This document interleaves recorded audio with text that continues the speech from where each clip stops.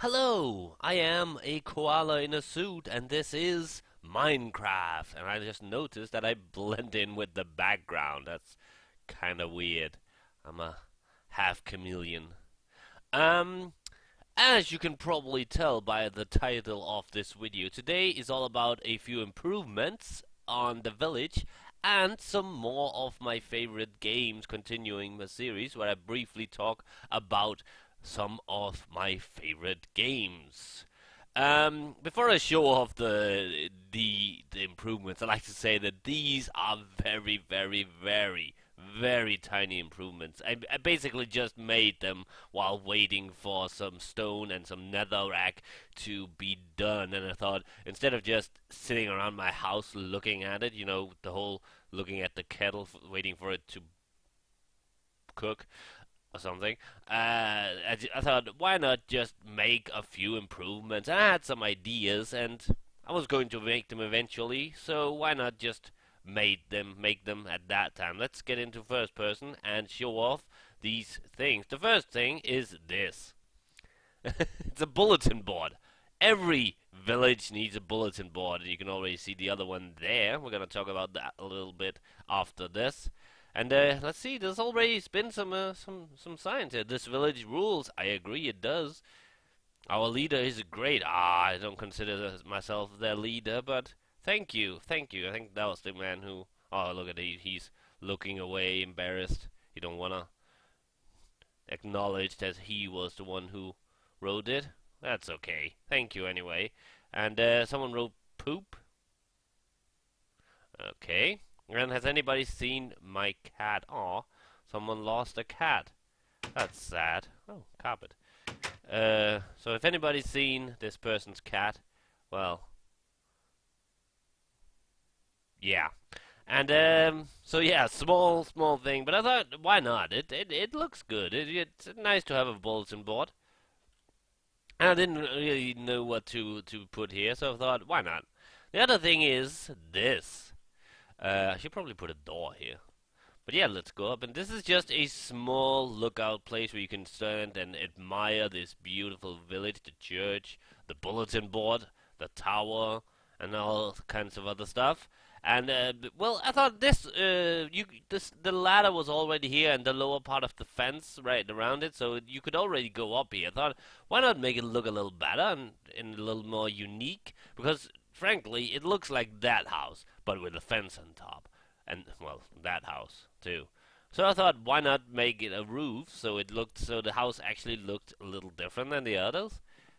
So yeah, you can come up here and watch. If you're afraid of heights or really afraid of big heights, and you don't want to go all the way up to that tower, you can just go up to this one, this building. So that's pretty cool. Like I said, really small updates, but I think that all the small details, like me changing some of the house's appearances and adding stuff like a bulletin board and a tower and other small stuff, all of these things will, in the end, make the village look more like a village, more living. Like, for instance, a bulletin board with. I might change these for fun. I mean, the villagers might change these once in a while.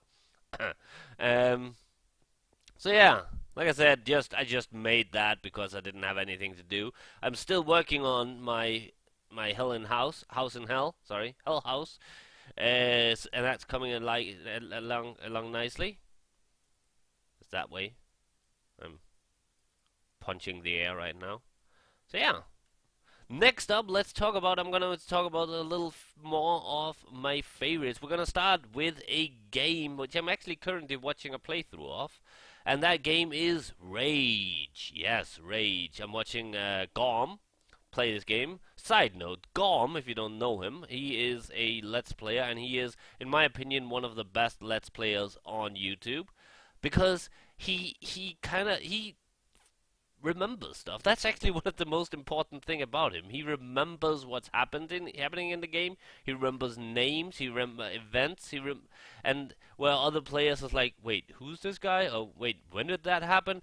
Gorm actually pays attention to these things, and therefore he follows the story more in his Let's Plays and don't seem to just rush through the game or to just pay more attention to his own comments. He actually pays attention to what's happening in the game, and that, in my opinion, is what makes a great Let's Player.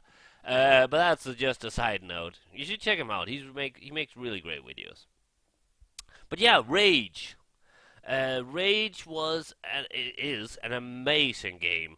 Um, it's so you can always so you know that the graphics was amazing. It had some problem with some textures and some crashes when it first came out, but they fixed that. Well, I actually haven't played. I heard they fixed the crashes. I don't know about the textures. I had problem with the textures sometimes just disappearing altogether, but that was a minor thing. I don't really pay attention to that because I mean the game was beautiful. The game was had a really interesting story, some really nice game mechanics. The wing sticks, the drones you could put out, some really nice weapon driving, and I mean, what I really liked about it is I like post-apocalyptic games, and it was really fun to go into. I like going into areas that used to be something. Like for instance, you go into an old bank, you go into you're in an old subway station, you're in an old gas station, you're in an old hospital, and stuff like that. And I think that the environment of that game was amazing. Gameplay wise, it was really straightforward. It was a first person shooter. When with the exception of a few gadgets you could get, there weren't really that much featured game mechanics of the game, which I actually liked.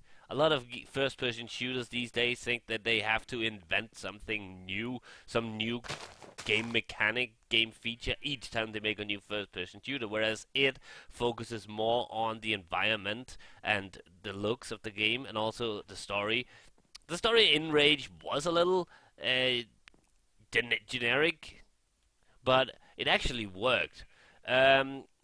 One of the major complaints I heard about the Rage was that it was linear, and yes, it is. But it didn't really matter to me. I still enjoyed it very much. If I should change anything about the game, stay off the crops. If I should change anything in the game, I would probably add more areas to the game because you do tend to visit the same areas again and again. And the Dead City, which is like a big part. Stop following me, which is a big dead city, so as the title says. It isn't really used that much. But other than that, it's a really, really fun game, and I really, really hope that they make a sequel. Although, I'm afraid that they probably won't because the game got it didn't get bad reviews and it didn't get bad reception, but it got mixed reception and mixed reviews. And well, unfortunately, these days that means that the game is probably not gonna get a sequel because people are only in it for the money. It seems. I don't know. Sorry, but it does seem that a lot of the things we get sequels of these days are long-running franchises that probably should have stopped ages ago, but you just still keep spitting out the name because the name alone sells, and more interesting games get like one game and then it disappears again, and that's a little sad. Anyway, moving on. Next game is a classic, a true classic. It's Resident Evil 1. Actually, the only Resident Evil game I played, but I really, really loved it. The game has an amazing story, some really interesting puzzle, and some really nice gameplay mechanics. The controls were a little buggy, but for its time, they were trying something new. I think you didn't really see any games with that kind of controls back then, and it didn't really work out as well as they probably had hoped.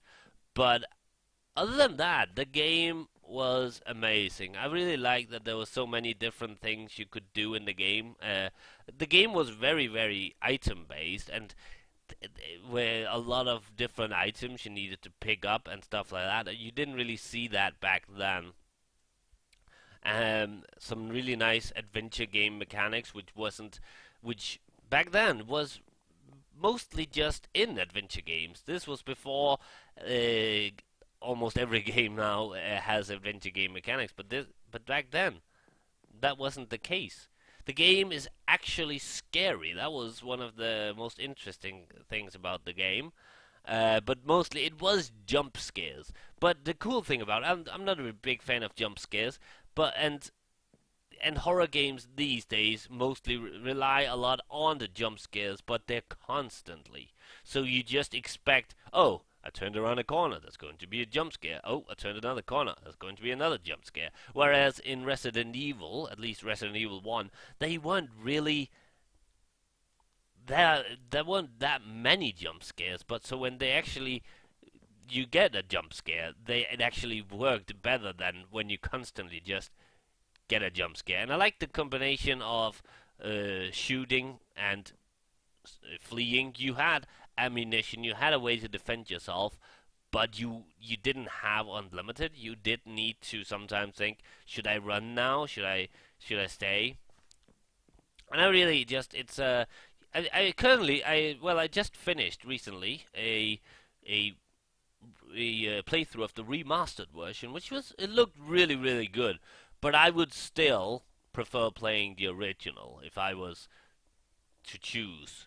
I don't know why. I just the original has a lot more charm to it. Maybe it's big. Maybe it's some kind of memory of playing it when I was younger. I don't know. That could be it. And also the amazing voice acting. And by amazing, I mean extremely crappy voice acting that the original had. The American voice acting, that is. I don't know about the original, the Japanese voice acting. But yeah, Resident Evil it was a milestone. It was what set the standard for survival horror. Well, it did for a while. Now survival horror. I don't know if that's survival horror, but now horror games has become all about just fleeing and hiding, and that's pretty much you can't defend yourself for some reason. And I would rather have a game where you had the ability to defend yourself, but sometimes it was better to run, and that's what I felt like games like Resident Evil managed to do. Next game is actually I'm gonna talk about a series rather than just one game because it's it's a it's a series where the games did kind of look the same. And the series I'm talking about is Dizzy series for the Commodore 64, which was I think it was also released for the PC, the Amstrad, the Spectrum, and other computers back then. But yeah, I've just started yesterday. I started playing the fourth game in the Dizzy series, Magic Land Dizzy, so you should go check that out. But yeah, the Dizzy games were is a mixture between platformer and adventure games. It's old school, of course, back from the 80s. Some of the the 80s and early 90s. I haven't played like the whole series, but I played the first three all the way through, and I'm currently playing the fourth. And I'd say that if the games should suddenly start sucking, doubt it, but they should really fuck it up because this is just the formula for these games are so well thought out, especially for its time. For those of you who don't know the series, really, you should go check out my videos. I have all I have three completed playthroughs and one on the way. But the game is basically like I said, a platformer and adventure game. You jump around and pretty much avoid everything because everything kills you, and you pick up items which you have to figure out where to use. And it's not a straightforward linear gameplay. It is basically you constantly have to go back and forth, which actually works. If you look at platformers back then, and now for that matter, you usually went in a straight line from point A to point B, but Dizzy kinda changed that formula, which and you had to go all around the place. It took elements from adventure games and put it into a platformer, just as actually just as Resident Evil took elements from adventure games and put it into third-person games. So I guess both those games were kind of pioneers. I don't know if Dizzy actually was a pioneer, but it did it good. It did it well. It was a super fun series with some really fun elements. So yeah. Next up, we have an adventure game. I love adventure games. This is a true classic. The game I'm talking about is The Secret of Monkey Island. This is the adventure games I've talked about in my previous videos, favorite videos, were mostly serious, whereas the Secret of Monkey Island is nowhere near serious. This is humor when it's best. These games are hilarious and so I don't know, corny as a way. Now I don't know if that would be the. They're silly. Let's just say that some of the humor in it is just you need to be a silly person to appreciate them.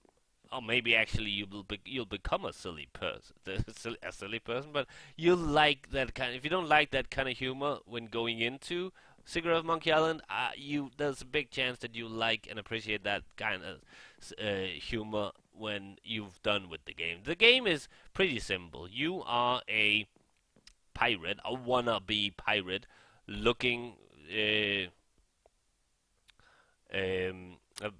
wannabe pirate who is. Oh, fuck, I can't even remember the story. It's because I played the sequel as well. But basically, you are looking for the secret, trying to solve the secret of Monkey Island. You're looking for a treasure, and you're looking for the the princess and stuff like that. The classical stories, and it's it's hilarious. The puzzles don't always make sense. You have to think outside the box, whereas in games like The Longest Journey and Phantasmagoria, which I previously talked about, you're kind of thinking more logical, whereas in A Secret of Monkey Island, you have to think creatively and outside the box. And the game is just amazing. The humor is hilarious. It's one of the funniest. I'd say that if we should give a reward for best humor in a game, I would say that Secret of Monkey Island probably be the funniest of them all. At least one of them. There's a lot of adventure games which I heard should be hilarious that I haven't actually played yet, like Day of the Tentacle, Sam and Max Hit the Road, and stuff like that. I haven't played those games. I probably will at some point.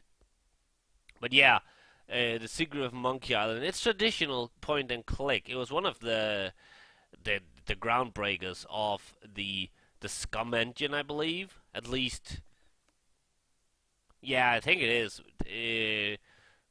Not sure, but Secret of Monkey Island, amazing game. The last game I'm going to talk about, among my favorite games, is Condemned Criminal Origins. It's a first-person shooter. Actually, it's more of a first-person fighter because most of the time you will be using melee weapons, pipes, axes, and all kinds of weird shit you find lying around. You'll be using a paper cutter as a weapon, which is really fucking awesome.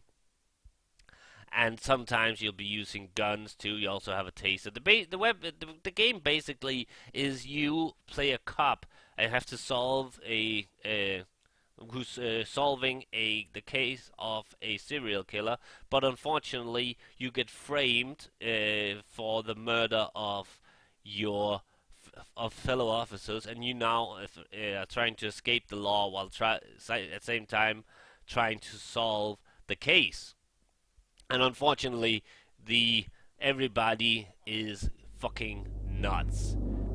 Some kind of weird thing is affecting the city, causing everybody to be homicidal maniacs. Especially, kind of, it looks like it's especially like people who either people who already were. A lot of them look like they were kind of scumbags to begin with, but others look like they were just like homeless people. So I think that it affects, I don't know, people living outside the law mostly, like already criminals and homeless. I'm not saying homeless are criminals, but in a lot of places it is illegal to be homeless, I guess. So in a way, unfortunately, homelessness is considered a crime, which is just fucked up. Um, but yeah, so the game basically you have to defend yourself while using melee, and the game is it sets a really good. It's really amazing. It's a good mixture between atmospheric horror and jump scares and a bit of psychological horror as well. The story is amazingly told, and you feel like you're there. I would say this it's a game you easily get immersed into. There's only if I should complain about anything, it would probably be that there is some crime solving part of the game where you're supposed to use some tools to solve crime, and I wish that would have been more detailed because basically you constantly you you can't use the wrong tool. You can't do it wrong. The only things that you can do is you're supposed to scan some areas. Oh, sorry, grass. And it's sometimes can be a little tricky to find the exact area. I would it would have been. Sorry, I have to sneeze. I hope that wasn't too loud. I removed the mic a bit. Ugh.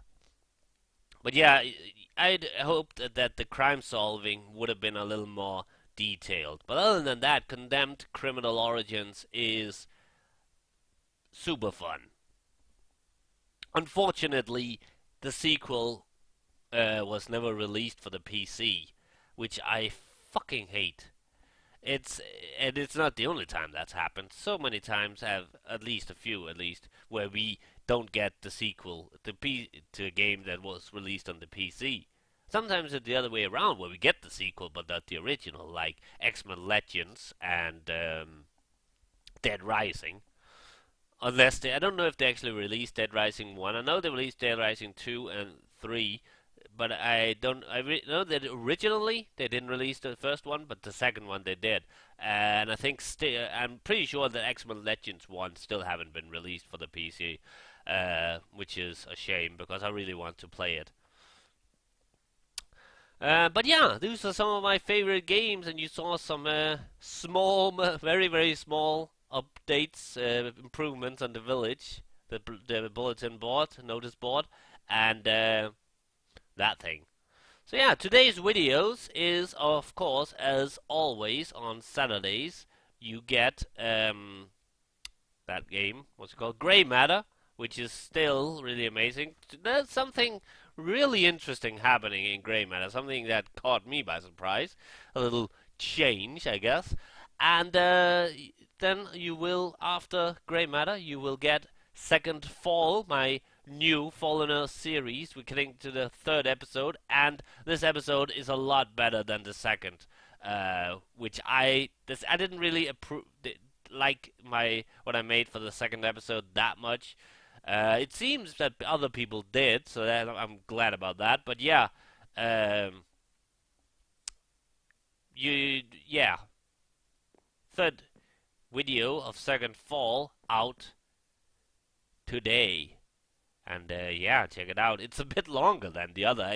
I hope people are watching. I know that watching an hour video for some can be kind of a lot, but I don't know. It is to begin with a series where you really have to kind of like that game and kind of like the way I play it. So I guess that only hardcore fans of the game will be watching it, or maybe just people who really like my playstyle. And I guess that is who I'm making it for anyway, so it doesn't really matter. But I myself don't mind watching really long videos. Just earlier today, I watched a 40-minute video um, of Rage, and I mean, and quickly followed by a 30-minute video. So basically, that was all. That was over an hour. Oh, my nose is really running, but I have to stop anyway. So yeah, check out Grey Matter. Check out Second Fall, and oh yeah, Dizzy, Magic Land Dizzy, new series started yesterday, and also another new series will be starting on Wednesday. So remember to check that out. And yeah, wait, is there a guy in the church? Oh my God, there's a guy on top of the church. Get down from there! Don't do it. Don't. You have so much to live for. You just got a new bulletin board. Please, don't. Anyway, hello. I'll see you tomorrow for more. Bye.